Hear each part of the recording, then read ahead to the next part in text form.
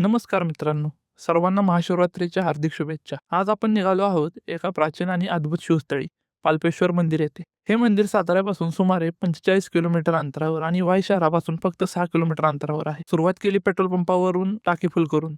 सातारा पुणे हायवेने आम्ही वाईच्या दिशेने निघालो. आणिवाडी पाचवड मार्गे अर्धा तासात वाईमध्ये पोहोचलो. वाईमधून गणपती घाट आणि पेटांमधून मार्ग काढत आम्ही निघालो मांढरदेवच्या दिशेने. मांढरदेवच्या दिशेने जाताना एक चौक लागतो. सरळ रस्ता मांढरदेवला जातो. पण आपल्याला जायचे आहे लाहोरे गाव येथे. तेथून उजवीकडे वळून लाहोरे गावाच्या कमानीतून आत गेलो आणि सुरू झाला खरा ऑफरोड अनुभव. लाहोरे गावातून पाल्पेश्वर पर्यंत कच्चा रस्ता आहे.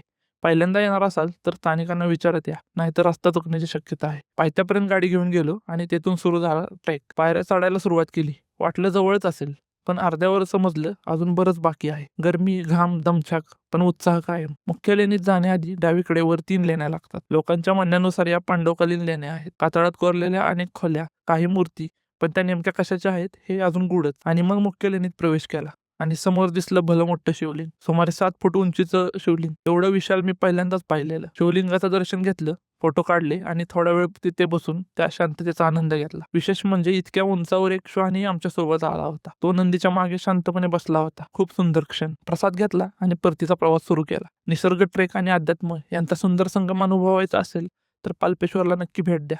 व्हिडिओ आवडले असेल तर लाईक करा, मित्रांसोबत शेअर करा. हर हर महादेव.